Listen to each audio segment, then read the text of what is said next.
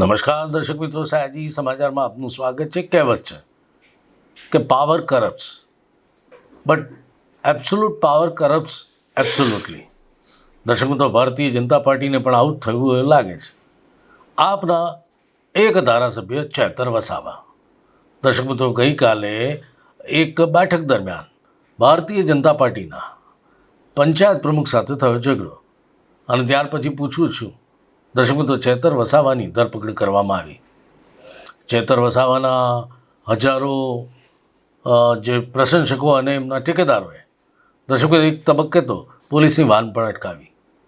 ત્યારબાદ દર્શક મિત્રો આજે કોર્ટમાં જતા ગોપાલ ઇટાલિયાને અટકાવવામાં આવ્યા.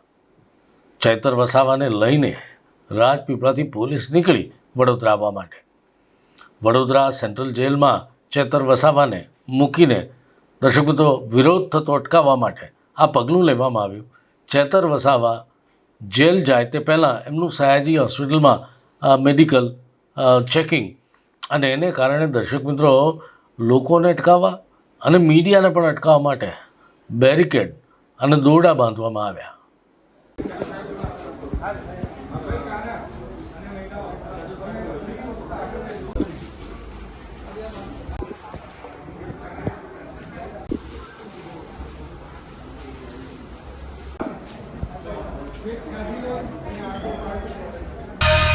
દર્શક મિત્રો, ત્યારબાદ પૂરા બંદોબસ્ત સાથે ચેતર વસાવાને સયાજી હોસ્પિટલ લાવવામાં આવ્યા અને મેડિકલ ચેકઅપ બાદ સેન્ટ્રલ જેલમાં ભરતી કરાવી દેવાયા.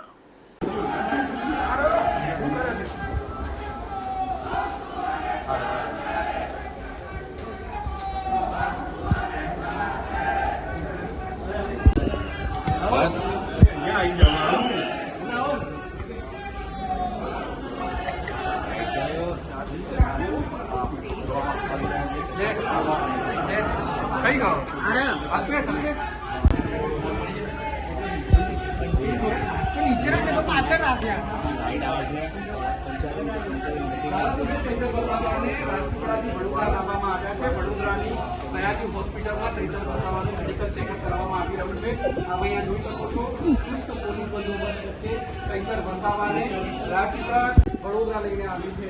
વડોદરાની સયાજી હોસ્પિટલમાં જે નિયમ છે તે મુજબ ચેતર વસાવાનું મેડિકલ ચેકઅપ કરવામાં આવશે અને ત્યારબાદ તેમને પોલીસ કસ્ટડીમાં મોકલવામાં આવશે.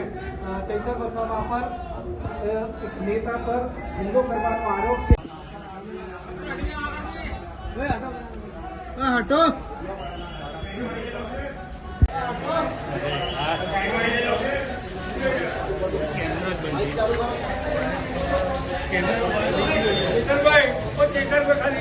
ચેતરભાઈ એક મિનિટ.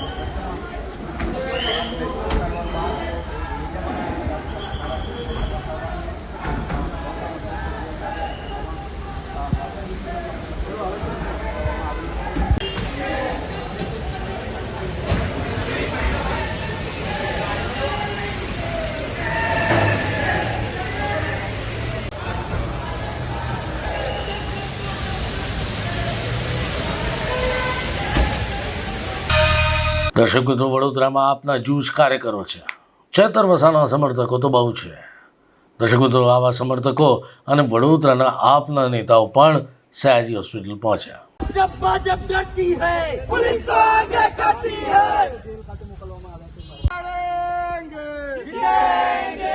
चैतर भाई तुम आगे बढ़ो, हम तुम्हारे साथ हैं. चैतर भाई तुम आगे बढ़ो, हम तुम्हारे साथ हैं. तुम्हारे साथ हैं. चैतर भाई तुम आगे बढ़ो, हम तुम्हारे साथ हैं. भाजप जब डरती है पुलिस को आगे करती है. भाजप जब डरती है है, पुलिस को आगे करती है, लड़ेंगे।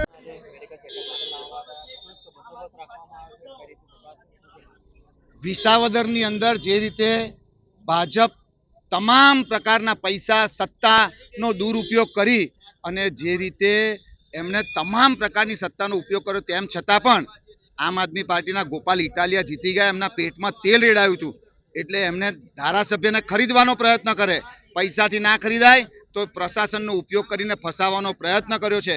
પણ આમ આદમી પાર્ટીના તમામ યોદ્ધાઓ આજે ચૈતરભાઈ સાથે છે અને ચૈતરભાઈ સાથે રહેવાના છે. ખાસ કરીને ધારાસભ્ય એક વકીલ તરીકે પણ મળવાની કોશિશ કરી, તેમની પણ અટકાયત કરવામાં આવી.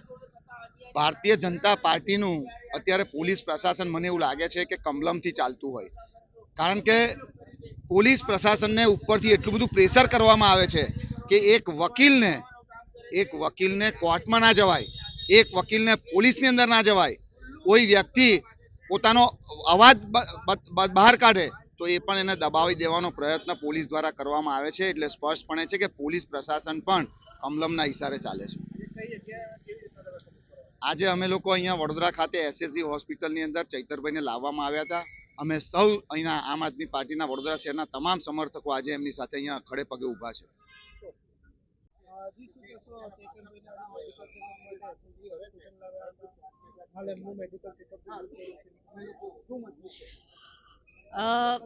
જે રીતે એફઆઈઆર થઈ હતી, કોર્ટમાં આર્ગ્યુમેન્ટ્સ થયા, કોર્ટના આર્ગ્યુમેન્ટ્સમાં હું પણ ત્યાં હાજર હતી એક વકીલ તરીકે એમના, અને આર્ગ્યુમેન્ટ્સમાં ચોખ્ખી રીતે સ્પષ્ટ રીતે આખી ફેબ્રિકેટેડ એફઆઈઆર દેખાઈ આવે છે અને ત્યાં કોઈ પણ જાતની રિકવરીના કોઈ પણ ગ્રાઉન્ડ્સ નહોતા કે ડિસ્કવરીના કોઈ ગ્રાઉન્ડ્સ નહોતા, એટલે કોર્ટે એમના રિમાન્ડ પોલીસના નામંજૂર કર્યા છે.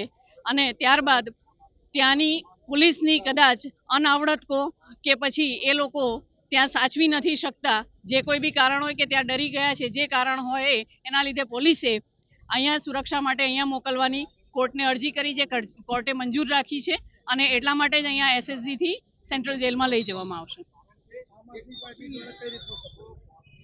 સોરી, આમ આદમી પાર્ટી દ્વારા કેવી રીતના સપોર્ટ કરવામાં? આમ આદમી પાર્ટીની આખી લીગલ ટીમ એમની સાથે છે અને દરેક જગ્યાએ જ્યાં જ્યાં વકીલની જરૂર પડી છે ત્યાં લીગલ ટીમ હાજર રહી છે.